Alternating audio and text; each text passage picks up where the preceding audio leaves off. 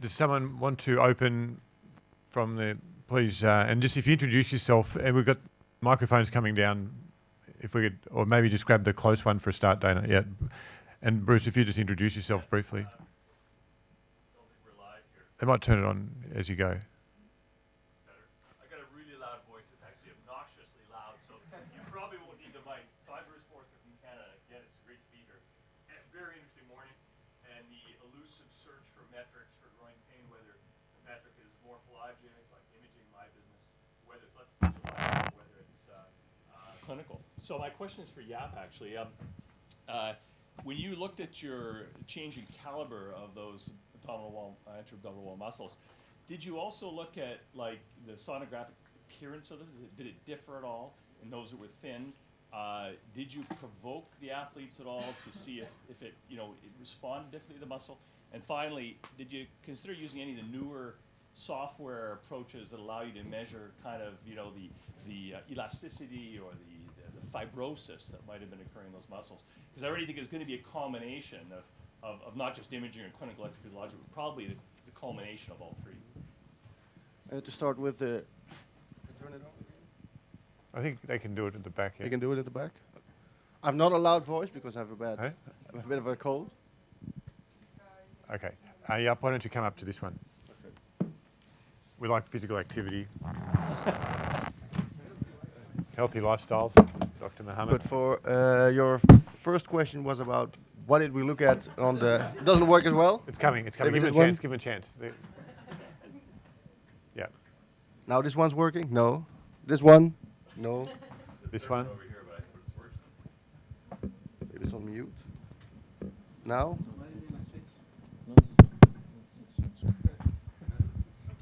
Okay. Something's going on. Yes. Now it's supposed to be working. Not very loud though. The other one. Okay, here we go. Is this any good? No. Is this one any better? Yes, better? Okay. You asked a lot of questions. Maybe you have to repeat one or two. This one's working better. No? The first question is about the different sophisticated imaging. Yeah, the difference in sophisticated imaging. I'm not a radiologist, so I'm not a big expert on what are the possibilities on ultrasound. So we just used ultrasound as a measure of thickness, and we did not look at sclerosis or all other possibilities that would have been possible, but we just looked at changes in thickness. And the tasks that we tested to provoke different abdominal muscle recruitments were the adduction test and the active straight leg raise test, because those are the tests that, from a theoretical perspective, provoke the pelvis to rotate or to distract the anterior pelvis. So that's why we chose those tests. Got it. Yeah. Thank you. Must be more quick, please. Dana.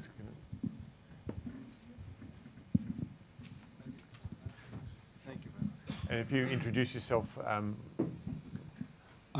Murad, I'm a physiotherapist with the NSMP, Aspetar. I want to ask you about your work. The thickness was changing after physiotherapy, after rehabilitation, but not, there is no any, the thickness was changing for the transverse abdominis, but not the activation. The relative thickness did not change, Yeah. correct. Diane Lee theory was a bit different because she worked on that, and she notes that the activations, should we work on the activation of the pelvic floor, and she made this manual differentiation of she put her hand and everything. So it's difference between your research and her philosophy. But as a physiotherapist on the ground, do you think that we should think of the soft tissue on the pelvic floor or the soft tissue on the anterior abdominal wall that could be involved in the reduce of the pain more than the muscle itself? Because maybe also the non-contractile tissues are involved when we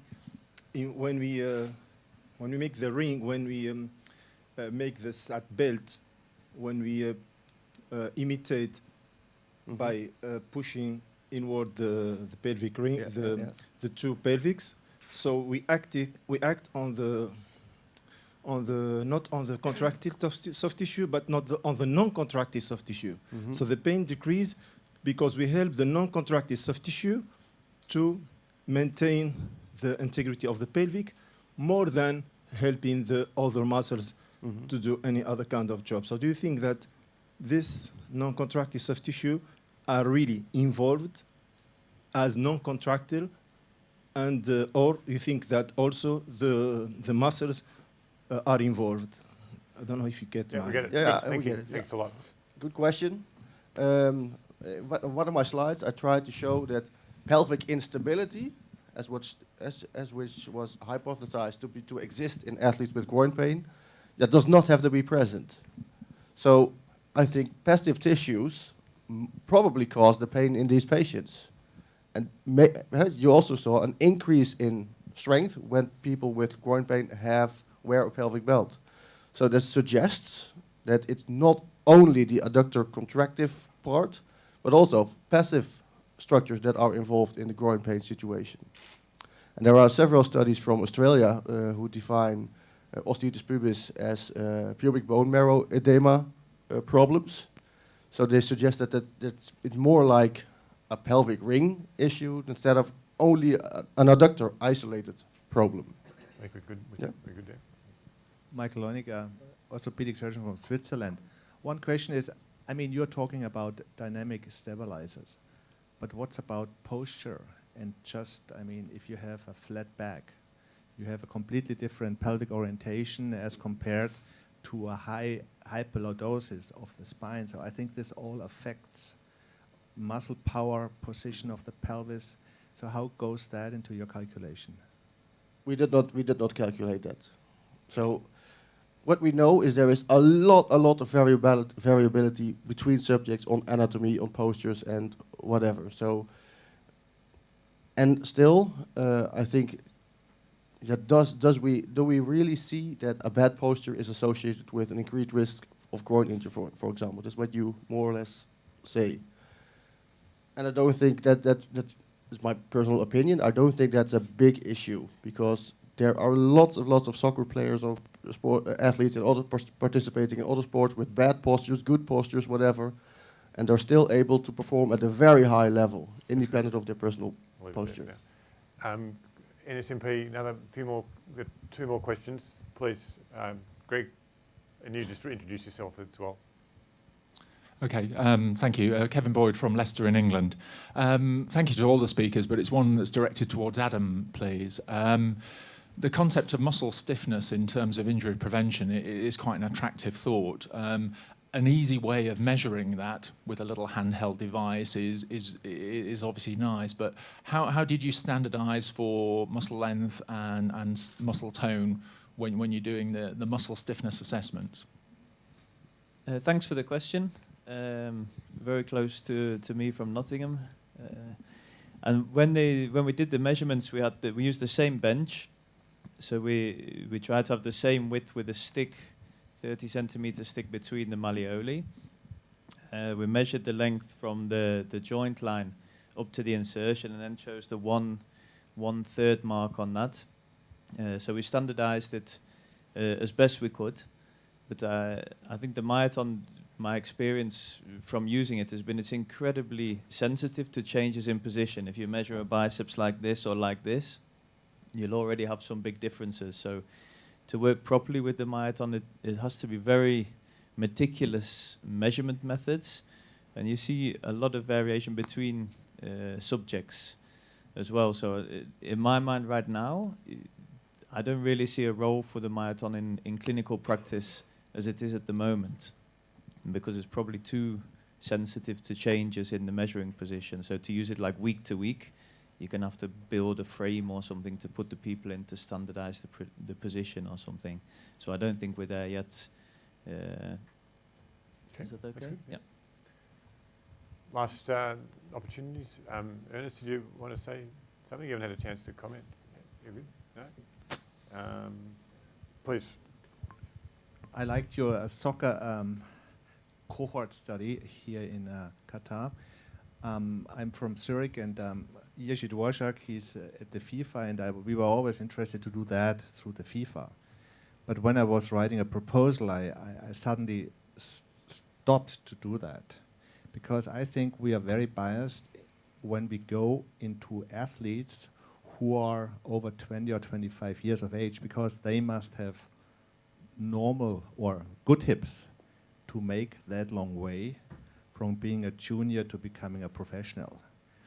I think when it comes to prevention, we should go much earlier, because we lose a lot of people, ice hockey players between 12 and 16 years of age, who have to step out of their sports because of problems. So that's only a comment I would like to make. I think we are looking at a quite biased population, because they must be quite fit to have this physical load for that long time. Yeah, the youngest player in our study had to be over 18 years of age. So I agree, it is a biased population, and already by that age we will have lost certainly some players with significant hip joint pathology. But I will say that there is hopefully in the pipeline some research looking at that younger population as well. So stand by. We've got one last one, and Pierre wants to make a call. Do you want to make it related to that? Short comment for this one. Okay. Yeah, I agree with you that the prevention would absolutely have to be done earlier. But in a study like this, we are also looking at the risk factors for developing groin pain of any kind. And we know that FAI gives you, in some situations at least, decreased range of motion, which would affect the way the muscles work, and you could get groin problems from that. And some of us are doing surgery on the hip joints as well, so you can also go into senior football with FAI and play for several years, and then suddenly you have a problem because now you have a labral tear or cartilage injury, and then you do the surgery. So we want to see how important these measurements we can do on the x-rays are also in the senior players. Dr. Faisal, NSMP, sport physician. I want to ask Dr. Adams about you speak about the biomechanical aspect of the adductor muscle, that you mean the contractile force and also the elastic force. My question, if there is a correlation between this biomechanical aspect and the mechanism of lesion when there is injury in the localization of the injury and the corpus of the muscle on the junction myotendinous muscle. Thanks for the question, Dr. Faisal. I think in this case I don't have imaging on the players. They had pain proximally, but I couldn't make any comment about where the exact location of the lesion would be. We do have some other data. We've been using it on hamstrings injury on the bicep femoris, and there we've measured as well at a fixed point, and regardless of the location of the lesion in the hamstring, we saw an alteration in both the tone and the stiffness. So when we used it on acute hamstrings, it comes out much more fitting the hypothesis that both tone and stiffness would be altered, but elasticity didn't change at all. But it's a good suggestion to then think about location of the lesion in relation to where you're going to measure. Great. Okay, so thank you for a great session to the speakers, the audience for engagement, discussion. You've got an hour to discuss over lunch as well. We recommend you come up at 1:25 because we are going to start in schedule in according with the program. We've got a very nice opening after lunch with Andreas Cerner and Dr. Nabil from imaging here on advances in imaging. So if you come up at 1:25, enjoy lunch in the meantime. Thank you.